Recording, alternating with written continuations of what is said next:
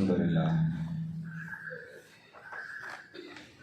نحمده ونستعينه ونؤمن به ونتوكل عليه ونعوذ بالله من شرور أنفسنا ومن سيئات أعمالنا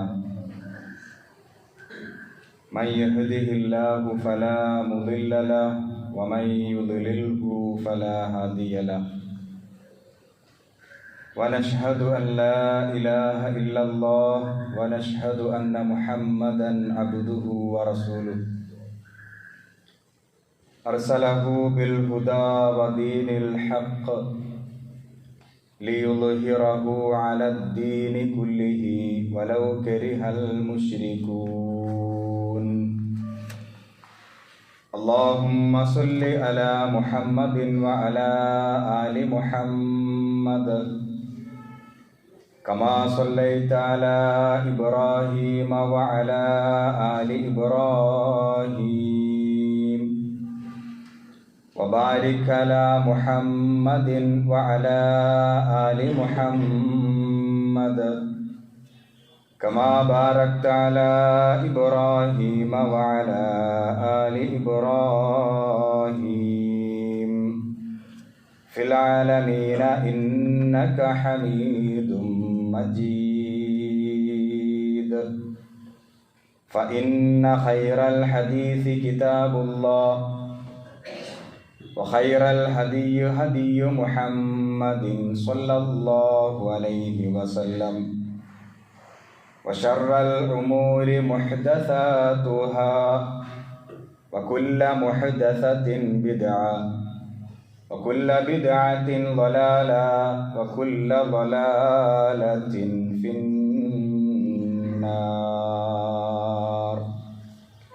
أيها الناس أوصيكم عباد الله وإياي أولا بتقوى الله وأقيموا الصلاة وآتوا الزكاة ولا تكونوا من المشركين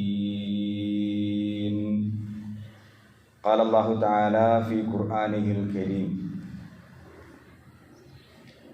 وإذا سألك عبادي عني فإني قريب أجيب دعوة الداعي إذا دعان فليستجيبوا لي وليؤمنوا بي لعلهم يرشدون صدق الله العلي العظيم رب اشرح لي صدري ويسر لي أمري واحلل عقدة من لساني يفقهوا قولي إن أريد إلا الإصلاح ما استطعت وما توفيقي إلا بالله അലൈഹി തവക്കൽതു വഇലൈഹി ഉനീബ്. സത്യവിശ്വാസികളെ, വിശ്വാസിനികളെ, അള്ളാഹുവിൻ്റെ കൽപ്പനകൾ പാലിച്ച് മുത്തഖീങ്ങളായി ജീവിതത്തെ ചിട്ടപ്പെടുത്തിയെടുക്കണമെന്ന് എന്നോടെന്ന പോലെ നിങ്ങൾ ഓരോരുത്തരോടും ഉപദേശിക്കുന്നു, വസിയത്ത് ചെയ്യുന്നു. അല്ലാഹു സുബ്ഹാനഹു വ തആല യഥാർത്ഥ മുത്തഖീങ്ങളിൽ ഉൾപ്പെടാൻ നാം ഏവരെയും പ്രത്യേകമായി അനുഗ്രഹിക്കുമാറാകട്ടെ. സംഭവിച്ചു പോയ തെറ്റുകുറ്റങ്ങൾ അല്ലാഹു വിട്ടുപുറത്ത് മാപ്പാക്കി നൽകുമാറാകട്ടെ. അവൻ്റെ ജന്നാത്തുൽ ഫിർദൗസിലും ഇതുപോലെ ഒരുമിച്ച് കൂട്ടി അനുഗ്രഹിക്കുമാറാകട്ടെ. വിശുദ്ധ റമളാനിലേക്ക് അല്ലാഹു നമ്മെ എത്തിക്കുമാറാകട്ടെ. ആ മാസത്തിൽ ഉപകാരപ്പെടുന്ന പുണ്യകർമ്മങ്ങൾ ചെയ്യാൻ അല്ലാഹു തൗഫീഖ് ചെയ്ത് അനുഗ്രഹിക്കുമാറാകട്ടെ. അല്ലാഹുവിനെ മനസ്സിലാക്കേണ്ടുന്ന വണ്ണം മനസ്സിലാക്കേണ്ടതിൻ്റെ പ്രാധാന്യം കഴിഞ്ഞ ഒരു ഖുതുബയിൽ സൂചിപ്പിക്കുകയുണ്ടായി. അല്ലാഹുവിനെ പഠിക്കേണ്ട വണ്ണം പഠിക്കണം, മനസ്സിലാക്കേണ്ടുന്ന വണ്ണം മനസ്സിലാക്കണം. എങ്കിൽ മാത്രമേ നമ്മുടെ ഈമാൻ അഥവാ സത്യവിശ്വാസം പൂർണ്ണമാവുകയുള്ളൂ. കഴിഞ്ഞ ഒരു ഖുതുബയിൽ ആയത്തുൽ കുർസി, അതുപോലെ തന്നെ അസ്മാഉൽ ഹുസ്ന, ഇതൊക്കെ പഠിക്കേണ്ടതിൻ്റെ പ്രാധാന്യം സൂചിപ്പിച്ചിരുന്നു. ഈ ഒരു പഠനത്തിലൂടെ നമ്മുടെ വിശ്വാസത്തെ, ഈമാനിനെ നമുക്ക് ശക്തിപ്പെടുത്താൻ സാധിക്കും. ഇല്ലെങ്കിൽ എന്താണ് സംഭവിക്കുക? അള്ളാഹുവിനെ അറിയേണ്ട പോലെ അറിഞ്ഞില്ല, പഠിക്കേണ്ട പോലെ പഠിച്ചില്ല. അങ്ങനെയാണെങ്കിൽ നമുക്ക് എന്താണ് സംഭവിക്കുക? വിശ്വാസപരമായ വ്യതിചലനങ്ങൾ തീർച്ചയായും നമുക്കുണ്ടായിത്തീരും. നമ്മൾ മനുഷ്യരുടെ ചരിത്രം ഒന്ന് പഠിച്ചാൽ വിശ്വാസപരമായി മനുഷ്യർക്ക് പല വ്യതിചലനങ്ങൾ സംഭവിച്ചിട്ടുണ്ട്. അതിൻ്റെ പ്രധാനപ്പെട്ട കാരണം യഥാർത്ഥ സൃഷ്ടാവിനെ അറിയേണ്ട പോലെ അവർ അറിഞ്ഞിട്ടില്ല എന്നതാണ്. അള്ളാഹുവിനെ അറിയേണ്ട പോലെ അറിഞ്ഞാൽ നമ്മുടെ വിശ്വാസത്തിന് അത് കരുത്താണ്. വിശുദ്ധ ഖുർആനിൽ യഥാർത്ഥ വിശ്വാസികളെ സംബന്ധിച്ച് പറയുന്നിടത്ത് ആവർത്തിച്ച് അള്ളാഹു പറയുന്ന ഒരു കാര്യമുണ്ട്. ലാ ഖൗഫുൻ അലൈഹിം വലാ ഹും യഹ്സനൂൻ വലഹു അസ്ലമ. അള്ളാഹ്ക്ക് വഴിപ്പെട്ടാൽ, അള്ളാഹ്ക്ക് കീഴ്പ്പെട്ട് ജീവിച്ചാൽ, അള്ളാഹുവിനെ പൂർണ്ണമായി സമർപ്പിച്ചാൽ, അങ്ങനെ സമർപ്പിക്കുന്നവര്, ആത്മാർത്ഥമായി അള്ളാഹ്ക്ക് സമർപ്പിച്ചുകൊണ്ട് ജീവിക്കുന്നവര്, അവരെ സംബന്ധിച്ചാണ് അള്ളാഹു സുബ്ഹാനഹു വ തആല പറഞ്ഞത് ലാ ഖൗഫുൻ അലൈഹിം വലാ ഹും യഹ്സനൂൻ. അവർ ഒന്നും പേടിക്കേണ്ടതില്ല, അവർ ദുഃഖിക്കേണ്ടതില്ല. ഇത് അള്ളാഹു ആവർത്തിച്ച് വിശുദ്ധ ഖുർആനിൽ പറയുന്നു. അതിൻ്റെ ഏറ്റവും നല്ല ഉദാഹരണമാണ് ഞാൻ കഴിഞ്ഞ ഖുതുബയിൽ സൂചിപ്പിച്ച പോലെ ഫലസ്തീൻ, അവിടെയുള്ള ഗസ നിവാസികൾ. കഴിഞ്ഞ 15 മാസക്കാലം അവിടെ എന്താണ് സംഭവിച്ചത് എന്ന് നാം കണ്ടു. നിരന്തരമായ ബോംബ് വർഷം. അതിലൂടെ അവർക്ക് എന്തൊക്കെയാണ് നഷ്ടപ്പെട്ടത് എന്നും നാം കണ്ടു. നൊന്തു പ്രസവിച്ച പിഞ്ചുമക്കൾ കൺമുന്നിൽ പൊട്ടിത്തെറിക്കുന്ന കാഴ്ചകളൊക്കെ മാതാപിതാക്കൾ നേർക്കുനേരെ കാണുന്നു. പക്ഷെ അവരുടെ ആത്മവിശ്വാസത്തെ തകർക്കാൻ സാധ്യമായിട്ടില്ല. ഇപ്പോഴും അവർ നിർഭയത്വത്തോടുകൂടി ജീവിക്കുന്നു. അവർക്കെങ്ങനെയാണ് ഈ ഒരു ആത്മവിശ്വാസം കിട്ടിയത്? അത് വിശ്വാസത്തിന്റെ കരുത്താണ്.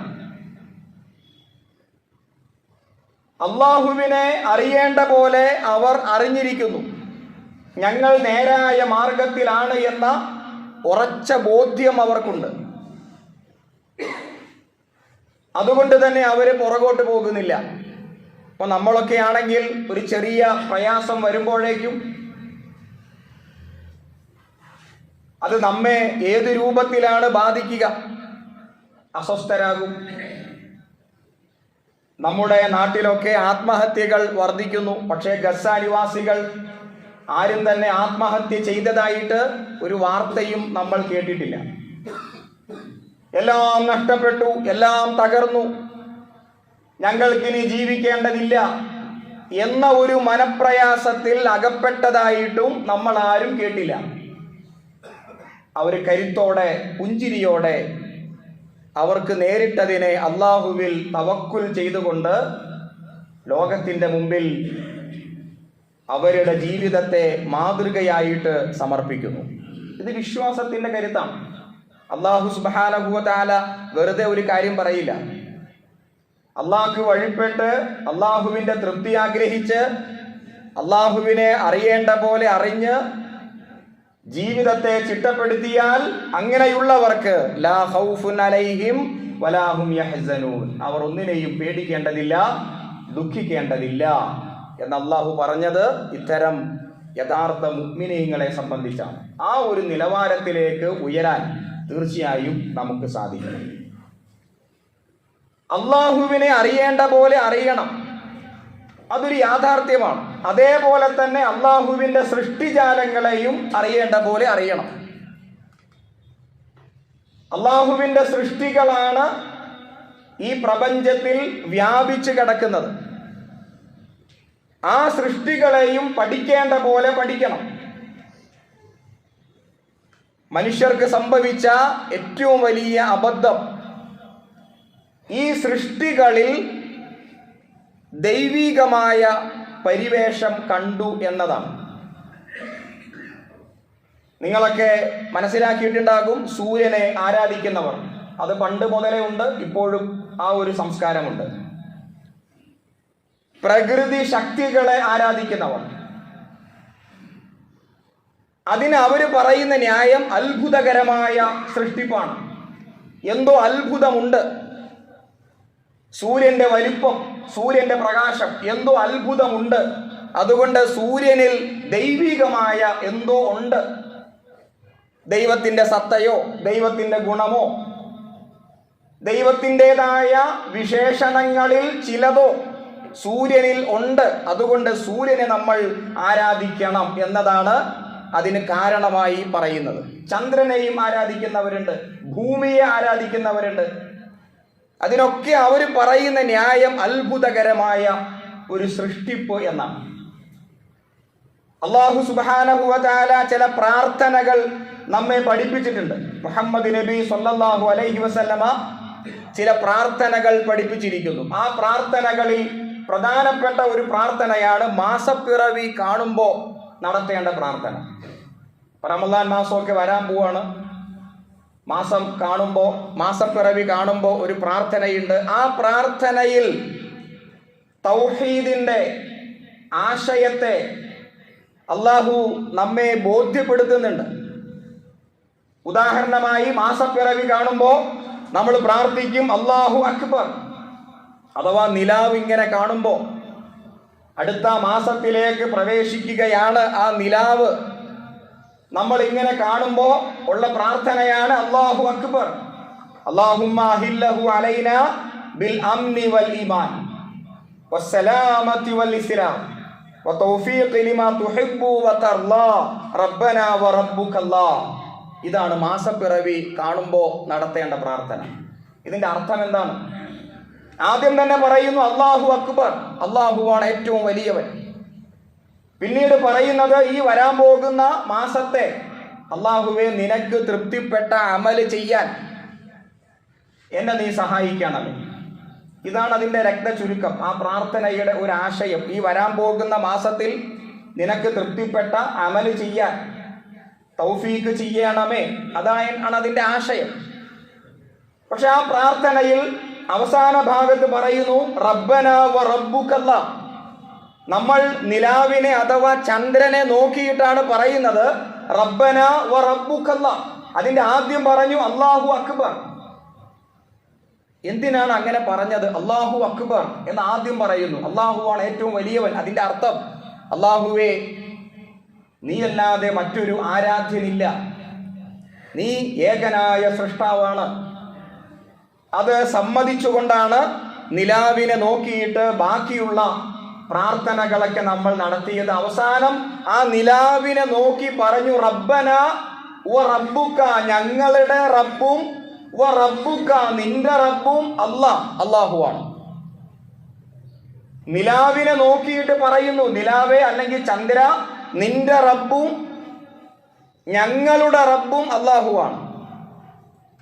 അപ്പൊ അതിന്റെ ആശയം എന്താ? മനുഷ്യരുടെ ജീവിതത്തിൽ അറിഞ്ഞോ അറിയാതെയോ ഇത്തരം പ്രകൃതി ശക്തികളെ ദൈവങ്ങളായിട്ട് അവർ കണ്ടുപോയിട്ടുണ്ട്. മനുഷ്യരെ ആ അർത്ഥത്തിൽ ആരൊക്കെയോ വഴി പഴപ്പിച്ചിരിക്കുന്നു.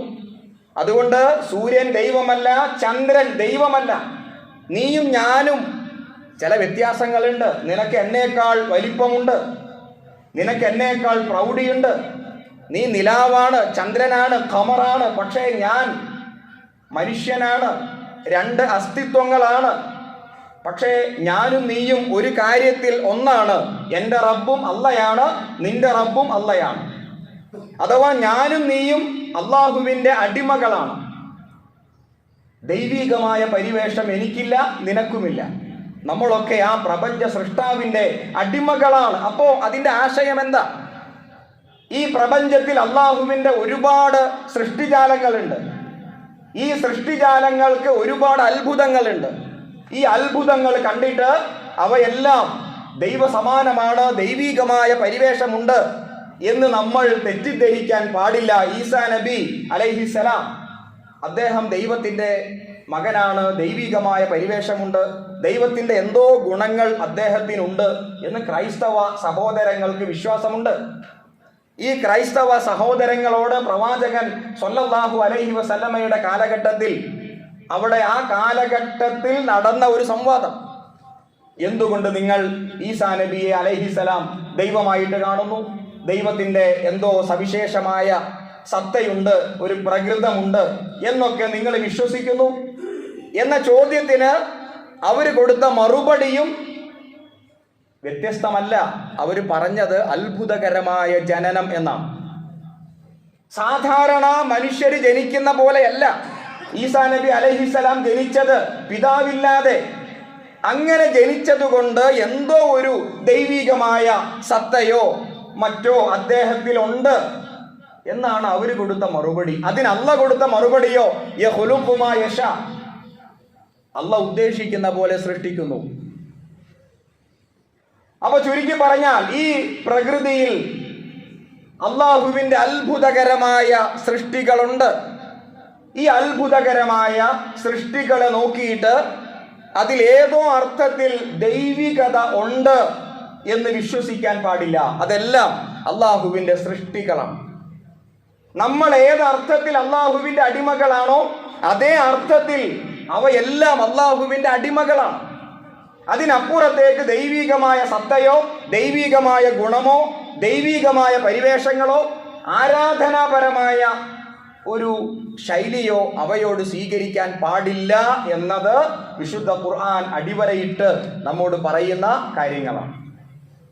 ചില മനുഷ്യര് ദൈവങ്ങളായി ചമയുന്നു. നമുക്കിടയിൽ അങ്ങനെയുണ്ട്. അത് ഈ കാലഘട്ടത്തിൽ മാത്രമല്ല, എല്ലാ കാലഘട്ടത്തിലും ദൈവങ്ങളായി അല്ലെങ്കിൽ ദൈവത്തിൻ്റെ പ്രതിപുരുഷൻ എന്നാണ് പറയുക. ദൈവത്തിൻ്റെ അടുത്തയാള്, എനിക്ക് ദൈവവുമായിട്ട് അടുത്ത ബന്ധമുണ്ട്, ഞാൻ ദൈവത്തിൻ്റെ ഒരു പ്രതിപുരുഷനാണ്, നിങ്ങൾക്ക് എന്തെങ്കിലും പ്രയാസങ്ങൾ ഉണ്ടെങ്കിൽ എന്നോട് പറഞ്ഞാൽ മതി, ഞാൻ ദൈവത്തിലേക്ക് അത് പെട്ടെന്ന് അയച്ചു കൊടുക്കും, നിങ്ങളുടെ പ്രയാസങ്ങളൊക്കെ ഞാൻ മാറ്റിത്തരും. അങ്ങനെ ദൈവികമായ ഒരു പരിവേഷം ചമയുന്ന ചില മനുഷ്യർ നമുക്കിടയിൽ ഉണ്ട്. അതിപ്പോഴുണ്ട്, ഏത് കാലഘട്ടത്തിലും ഉണ്ടായിട്ടുണ്ട്. ചില അത്ഭുതങ്ങളാണ് അവർ കാണിക്കുക. അത്ഭുതങ്ങൾ കാണിച്ചുകൊണ്ട് പാവപ്പെട്ട മനുഷ്യരെ വശീകരിക്കുകയാണ്. ഞാൻ ആദ്യം പറഞ്ഞു, അള്ളാഹുവിനെ അറിയേണ്ട പോലെ അറിയാത്ത, അള്ളാഹുവിനെ പഠിക്കേണ്ട പോലെ പഠിക്കാത്ത സാധുക്കളായ മനുഷ്യരെ അവർ വശീകരിക്കുന്നു. ഇമാം ഷാഫിഈ റഹ്മത്തുള്ളാഹി അലൈഹി അദ്ദേഹവുമായി ബന്ധപ്പെട്ട ഒരു ചരിത്രം നിങ്ങളെ കേൾപ്പിക്കാം. അദ്ദേഹം പറയുന്നുണ്ട്, അതായത് അദ്ദേഹത്തോട് ചോദിക്കുകയാണ്, ഒരു മഹാനായ ഒരു പണ്ഡിതൻ അദ്ദേഹത്തോട് ചോദിക്കുന്നു, ചില മനുഷ്യരിങ്ങനെ അത്ഭുതങ്ങൾ കാണിക്കുന്നുണ്ടല്ലോ, അപ്പോൾ അത്ഭുതങ്ങൾ കാണിക്കുന്ന മനുഷ്യരുമായി ബന്ധപ്പെട്ട് താങ്കളുടെ അഭിപ്രായം എന്താണ്? ഇതാണ് ചോദ്യം. അതിന് അദ്ദേഹം കൊടുത്ത മറുപടി ഇപ്രകാരമാണ്: ബൽ ഇദാ റഅയ്തുമുർ റജുല യംശി അലൽ മാ വയതീറു ഫിൽ ഹവാ ഫലാ തഅതബിറു ബിഹി ഹത്താ തഅരിദു അംറഹു അലൽ കിതാബി വസുന്ന. ഇമാം ഷാഫിഈ റഹ്മത്തുള്ളാഹി അലൈഹി ഇമാം ലൈസ് റഹ്മത്തുള്ളാഹി അലൈഹി പറഞ്ഞതിനെ കുറച്ചുകൂടി, അദ്ദേഹം പറഞ്ഞ വാക്കിനെ കുറച്ചുകൂടി പൂരിപ്പിച്ചുകൊണ്ട് അദ്ദേഹം പറഞ്ഞ വാക്കാണ്. എന്താണ് ഇതിന്റെ അർത്ഥം? ബൽ ഇദാ റഅയ്തുമുർ റജുല, ഒരു മനുഷ്യൻ, യംശി അലൽ മാ, അദ്ദേഹം വെള്ളത്തിലൂടെ നടക്കുന്നു, വയതീറു ഫിൽ ഹവാ, അദ്ദേഹം വായുവിലൂടെ ഇങ്ങനെ പറക്കുന്നു, അത്ഭുതങ്ങൾ കാണിക്കുകയാണ്. വെള്ളത്തിലൂടെ നടക്കുന്നു, അല്ലെങ്കിൽ വായുവിലൂടെ ഇങ്ങനെ പറക്കുന്നു. അങ്ങനെ അത്ഭുതങ്ങൾ കാണിക്കുന്ന ഒരു മനുഷ്യൻ. അങ്ങനെയാണെങ്കിൽ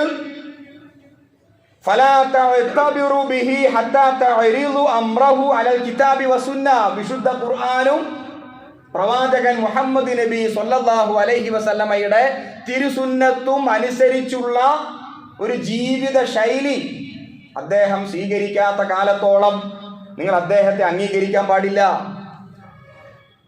മുഹമ്മദ് നബി സ്വല്ലല്ലാഹു അലൈഹി വസല്ലമയുടെ തിരുസുന്നത്തും വിശുദ്ധ ഖുർആനും പ്രകാരം ഉള്ള ഒരു യഥാർത്ഥ മുത്തഖിയായ ഒരു ജീവിതം നയിക്കാത്തിടത്തോളം കാലം ആ ഒരു മനുഷ്യനെ നിങ്ങൾ അംഗീകരിക്കാനേ പാടില്ല.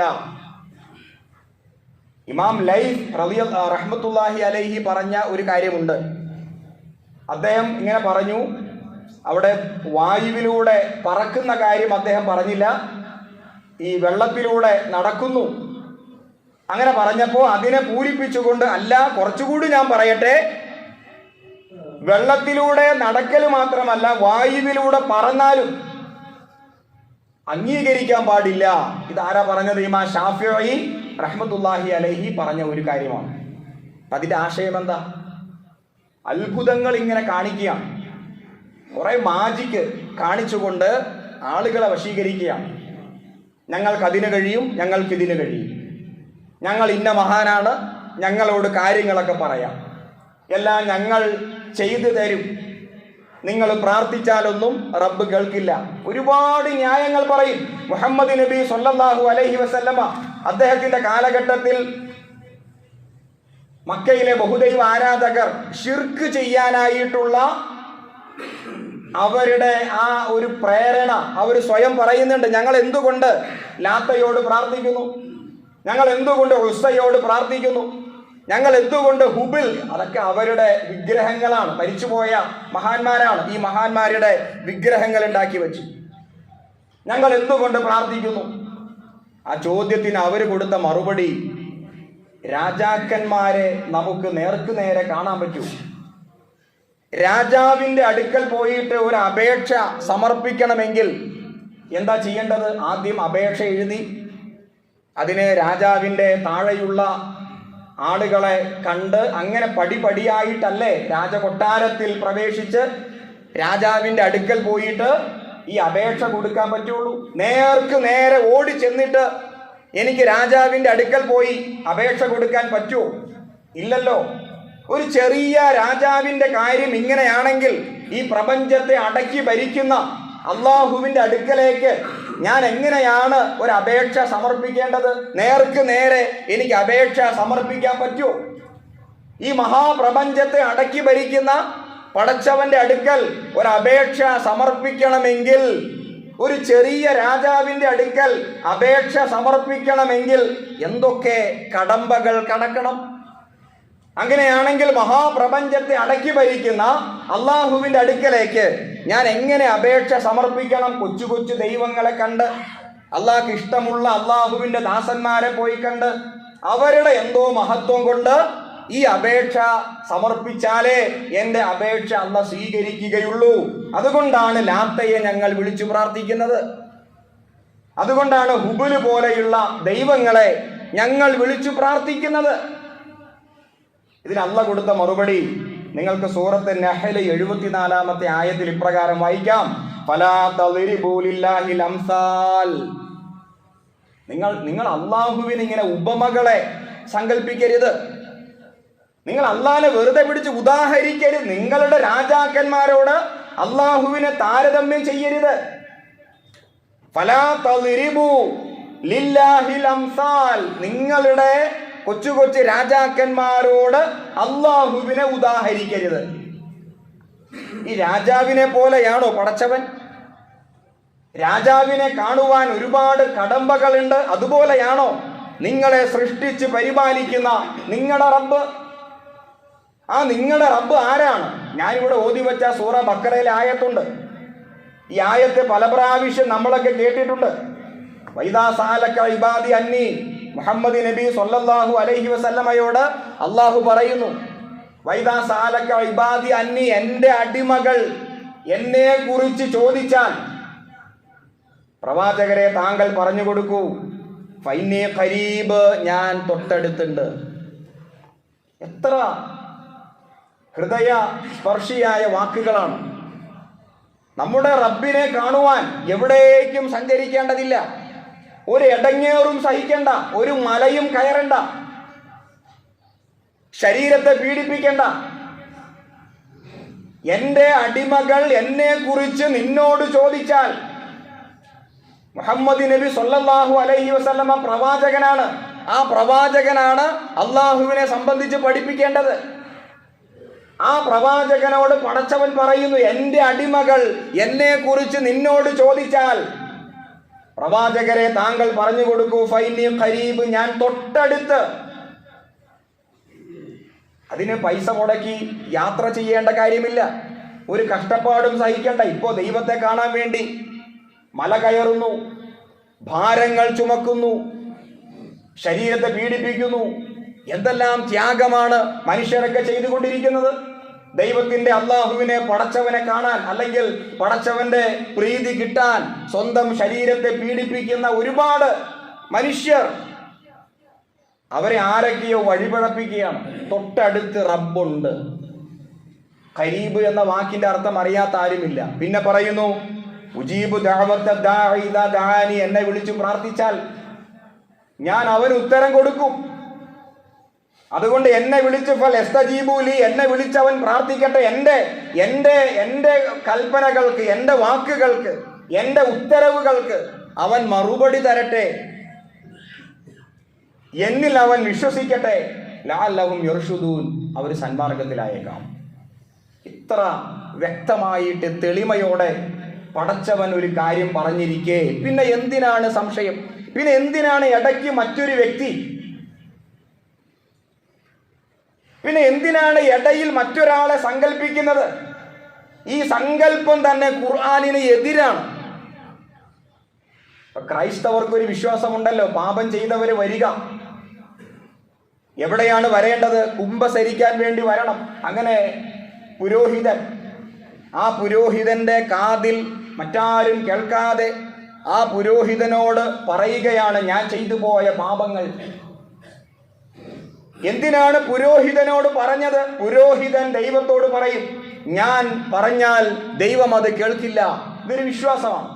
ഞാൻ പാപിയാണ്, ഞാൻ പറഞ്ഞാൽ ദൈവം അത് കേൾക്കില്ല, എന്നെ പോലെ പാപികളെ ദൈവം പരിഗണിക്കില്ല. അതുകൊണ്ട് പുരോഹിതനെ പോലെ ശ്രേഷ്ഠരായ ആളുകൾ ദൈവത്തോട് പറഞ്ഞാലേ ദൈവം ആ പ്രാർത്ഥന സ്വീകരിക്കുകയുള്ളൂ എന്ന വിശ്വാസം.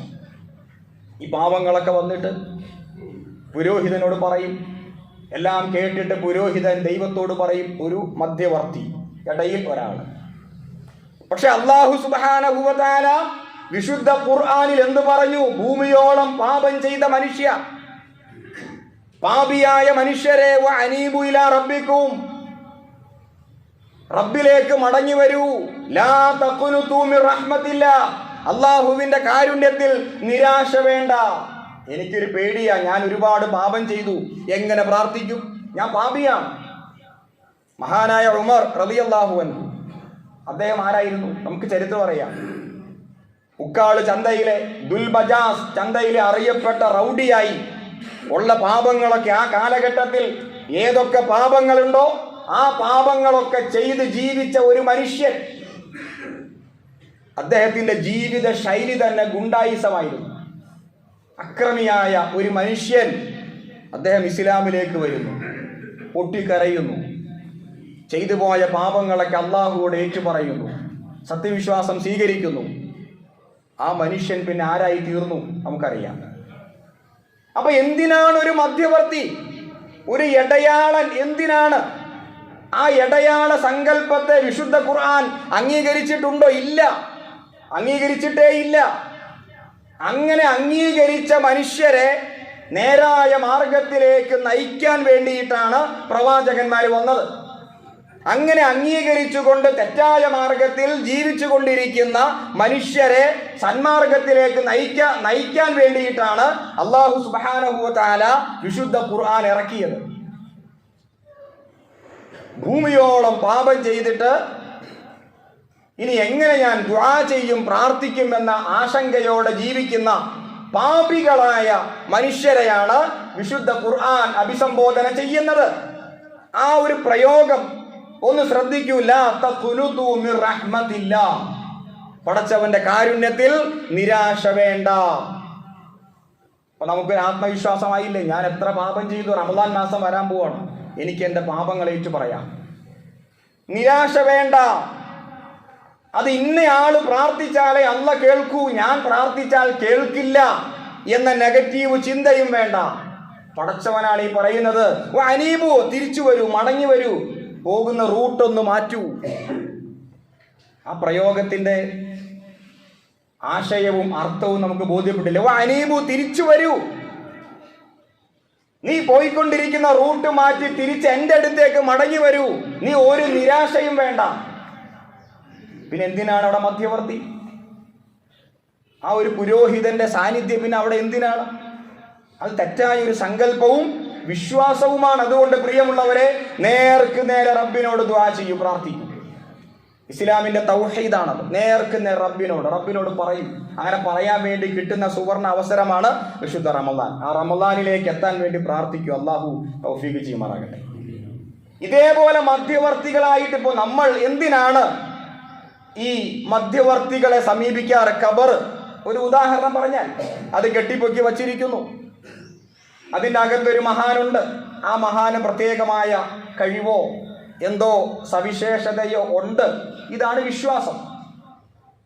അദ്ദേഹം ജീവിച്ചിരുന്ന കാലഘട്ടത്തിൽ മഹാനായിരുന്നു, നമുക്കങ്ങനെ മനസ്സിലാക്കാം, വിശ്വസിക്കാം.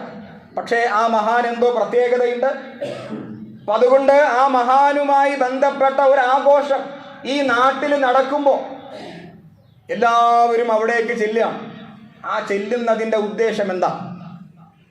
മനസ്സിൻ്റെ അകത്തൊരു നെയ്യത്തുണ്ടല്ലോ. വെറുതെ ആൾക്കൂട്ടത്തിൽ രസിക്കാൻ വേണ്ടി ആരും അവിടേക്ക് പോകാറില്ലല്ലോ. ആ പോകുന്നതിൻ്റെ നെയ്യത്ത് എന്താ? അവിടെ ചെന്ന് ആ മഹാന്റെ ഖബറിന്റെ അടുത്ത് പോയി, ആ മഹാന്റെ ഖബറിന്റെ അടുത്ത് ചെന്ന് യാസീനൊക്കെ ഓതി ഒന്ന് ദുആ ചെയ്താൽ ആ കിടക്കുന്ന മഹാന്റെ ഹക്ക് ജാ ബറക്കത്ത് കൊണ്ട് എൻ്റെ പ്രശ്നങ്ങളൊക്കെ പരിഹരിക്കപ്പെടും. ഇതാണ് വിശ്വാസം, ഇതാണ് അതിൻ്റെ നെയ്യത്ത്. അല്ലാതെ അവിടെ പോയിട്ട് മധുര പലഹാരങ്ങൾ മേടിക്കണം, ആ ആൾക്കൂട്ടത്തിൽ ഒന്ന് ആനന്ദിക്കണം, അതിനുവേണ്ടി ആരും അവിടെ പോകാറില്ല. പോകുന്നതിൻ്റെ ലക്ഷ്യമെന്താ? അവിടെ ചെന്നിട്ട് യാസീനോദി, അവിടെ ചെന്നിട്ട് അവിടെയുള്ള നേർച്ച, അതുമായി ബന്ധപ്പെട്ട് പൈസ നിക്ഷേപിച്ചു. എന്താണ് നെയ്യത്ത്? ആ കിടക്കുന്ന മഹാൻ എന്തോ പവറുണ്ട്, അദ്ദേഹത്തിൻ്റെ ഹക്ക് ജാ ബറക്കത്ത് കൊണ്ട് എൻ്റെ പ്രശ്നങ്ങളൊക്കെ പരിഹരിക്കപ്പെടും. ഇതാണ് നെയ്യത്ത്. അല്ല എന്ന് ആർക്കും പറയാൻ കഴിയില്ല. ഈ ആഘോഷങ്ങളുടെ പിറകിലുള്ള മർമ്മം ഇതാണ്. ഇവിടെ ക്രൈസ്തവ സുഹൃത്തുക്കൾ പ്രാർത്ഥിക്കാറുണ്ട്. അവരെങ്ങനെയാണ് പ്രാർത്ഥിക്കാറ്? കന്യാമറിയമേ, ഞങ്ങൾക്ക് വേണ്ടി അപേക്ഷിക്കണമേ. വിശുദ്ധ പൗലോസേ, ഞങ്ങൾക്ക് വേണ്ടി അപേക്ഷിക്കണമേ. അപ്പൊ ദൈവത്തോട് നേർക്ക് നേരെ പ്രാർത്ഥന ഇല്ല, മറിച്ച് അവർ വിശ്വസിക്കുന്ന ഒരു പുണ്യവാളൻ, ആ പുണ്യവാളനോട് പറയുന്നു ഞങ്ങൾക്ക് വേണ്ടി അപേക്ഷിക്കണമേ. അപ്പോ നേർക്ക് നേരെ കർത്താവേ എന്നെന്തുകൊണ്ട് വിളിക്കുന്നില്ല? നേർക്ക് നേരെ ഈശ്വര എന്നെന്തുകൊണ്ട് വിളിക്കുന്നില്ല? ഞാൻ ആദ്യം പറഞ്ഞു, വിളിച്ചാൽ ഞങ്ങൾ പാപികളായതുകൊണ്ട് ശരിയാവില്ല. മറിച്ച് കന്യാമറിയത്തെ ഏൽപ്പിക്കുകയാണ്. കന്യാമറിയം മരിച്ചുപോയി, എന്നാലും വിശുദ്ധയാക്കപ്പെട്ടു എന്ന വിശ്വാസം ആ കന്യാമറിയത്തെ ഏൽപ്പിക്കുകയാണ്. കന്യാമറിയമേ, ഞങ്ങൾക്ക് വേണ്ടി അപേക്ഷിക്കണമേ. ഇതിന്റെ മറ്റൊരു തലമാണ് ഹക്ക് ജാ ബറക്കത്ത് കൊണ്ട് എൻ്റെ പ്രശ്നങ്ങൾ മാറ്റണമേ. ഹക്ക് ജാ ബറക്കത്ത് എന്ന് പറഞ്ഞാൽ താങ്കൾ ഈ ഖബറിൽ കിടക്കുന്ന താങ്കളുടെ പ്രത്യേകമായ കഴിവ് കൊണ്ട്, താങ്കളുടേതായ പ്രത്യേകമായ യോഗ്യത കൊണ്ട് എൻ്റെ രോഗം അല്ലെങ്കിൽ എൻ്റെ ദുനിയാവിലെ പ്രശ്നങ്ങൾ പരിഹരിക്കണമേ. ഞാൻ ചിന്തിച്ച് നോക്കിയിട്ട് ഇതിലെന്താ വ്യത്യാസം? ഞാൻ കുറെ ആലോചിച്ചു, എവിടെയാണ് വ്യത്യാസം, എന്താണ് വ്യത്യാസം? കാണുന്നില്ല, ഒരു വ്യത്യാസവും കാണുന്നില്ല. രണ്ടും ഏതാണ്ട് ഒരുപോലെ തോന്നുകയാണ്. നമ്മൾ ഏൽപ്പിച്ചു കൊടുക്കുകയാണ്, എനിക്ക് കഴിയില്ല, ഞാൻ പാപി ആയതുകൊണ്ട് എനിക്ക് വേണ്ടി താങ്കൾ ചെയ്യണം. വ്യത്യാസം കാണുന്നില്ല. മുഹമ്മദ് നബി സല്ലല്ലാഹു അലൈഹി വസല്ലമയുടെ പ്രാർത്ഥനകൾ വിശുദ്ധ ഖുർആനിലുണ്ട്. ഇബ്രാഹിം നബി അലൈഹിസലാം അദ്ദേഹത്തിന്റെ പ്രാർത്ഥനകൾ ഖുർആനിലുണ്ട്. യൂസഫ് നബി അലൈഹിസലാം അദ്ദേഹത്തിന്റെ പ്രാർത്ഥനയുണ്ട്. 25ഓളം പ്രവാചകന്മാരെ സംബന്ധിച്ച് അള്ളാഹ് പറഞ്ഞു. അവരൊക്കെ നിർവഹിച്ച, അവരൊക്കെ അനുഭവിച്ച ജീവിതത്തിലെ പ്രശ്നങ്ങളും പ്രയാസങ്ങളും നമുക്കുണ്ടായിട്ടില്ല. ആ സമയത്തൊക്കെ അവർ നടത്തിയ പ്രാർത്ഥനകൾ ആരോട് എങ്ങനെ, അതൊക്കെ നമുക്ക് വലിയ മാതൃകയാണ്. അതുകൊണ്ട് പ്രിയമുള്ളവരെ, നമ്മൾ തൗഹീദ് ശരിക്കും മനസ്സിലാക്കണം. ഒരു ഇടയാള സങ്കല്പമില്ല, ഒരു പൗരോഹിത്യ സങ്കല്പമില്ല. മഹാന്മാരൊക്കെ ഉണ്ട്, മഹാന്മാരായിരുന്നു, ഔലിയാക്കളും ഉണ്ട്. അള്ളാഹ്ക്ക് പ്രിയപ്പെട്ടവരാണ് അള്ളാഹുവിൻ്റെ ഔലിയാക്കൾ. അള്ളാഹുവിൻ്റെ ഔലിയാക്കൾ തഖ്വയോടെ ജീവിച്ച യഥാർത്ഥ മുഅ്മിനീങ്ങൾ ഇപ്പോ ഈ ഇരിക്കുന്ന കൂട്ടത്തിലും ഔലിയാക്കളുണ്ട്. അതാരാന്ന് പറയാൻ പറ്റില്ല. ഇബ്രാഹിം നബി അലൈഹിസ്സലാമിനെ അള്ളാഹ് കൂട്ടുകാരനായി തെരഞ്ഞെടുത്തു. എൻ്റെ ഖലീൽ, ആത്മമിത്രം അള്ളാഹു തെരഞ്ഞെടുത്തു. ഇതുപോലെ അള്ളാഹു നല്ല മനുഷ്യരെ സെലക്ട് ചെയ്യുന്നു, തെരഞ്ഞെടുക്കുന്നു, ആത്മമിത്രമായി സ്വീകരിക്കുന്നു. നല്ല മനുഷ്യർ, ആ നല്ല മനുഷ്യർക്ക് അള്ളാഹ് കൊടുക്കുന്ന പദവിയാണത്. അതിന് നമ്മൾ ആരും നിഷേധിക്കുന്നില്ല. പക്ഷേ ഞാൻ ആദ്യം പറഞ്ഞൊരു പോയിന്റ് ഉണ്ട്. ആ പോയിന്റ് എന്താ? സൃഷ്ടികൾക്ക് ദൈവികമായ പരിവേഷമില്ല. സൃഷ്ടികളിൽ ദൈവത്തിന്റെ സത്തയില്ല, ദൈവത്തിന്റെ ഗുണമില്ല, ദൈവത്തിൻ്റെതായ ഒരു വിശേഷണവും സൃഷ്ടികളിൽ ഇല്ല. അതിൻ്റെ ഏറ്റവും സംഗ്രഹമാണ് ലാ ഇലാഹ ഇല്ലല്ലാഹ്, അല്ലാഹു അല്ലാതെ മറ്റൊരു ആരാധ്യനില്ല. ഈ പറഞ്ഞതിൻ്റെ ആകെ തുക ലാ ഇലാഹ ഇല്ലല്ലാഹ്, അല്ലാഹു അല്ലാതെ മറ്റൊരു ആരാധ്യനില്ല. അത് അടിയുറച്ച് വിശ്വസിക്കുന്ന മുഅ്മിനീങ്ങളായി നമുക്ക് മാറാൻ കഴിയണം. പാരമ്പര്യമായിട്ടോ അറിവില്ലായ്മ കൊണ്ടോ മനസ്സിൻ്റെ അകത്ത് ചേക്കേറിയ വിശ്വാസങ്ങളെ നമുക്ക് മാറ്റിവയ്ക്കാൻ സാധിക്കണം. വിശുദ്ധ റമളാൻ ഇതാ പടിവാതിൽക്കലെത്തി നിൽക്കാം. ആ റമളാനിനെ തൗഹീദുള്ള പരിശുദ്ധമായ ഹൃദയം കൊണ്ട് സ്വീകരിക്കണം. ശിർക്ക് കലർന്ന, ബിദ്അത്ത് കലർന്ന ഒരു ഹൃദയവുമായിട്ട് വിശുദ്ധ റമളാനെ സ്വീകരിക്കരുത്. അതുകൊണ്ടാണ് ഈ വിഷയത്തെ കുറച്ചുകൂടി ശക്തമായിട്ട് ഊന്നി പറയാനുള്ള കാരണം. അല്ലാഹു തൗഫീഖ് ചെയ്യുമാറാകട്ടെ. വാഹിർ ദഅവതി അനിൽ ഹംദുലില്ലാഹി റബ്ബിൽ ആലമീൻ.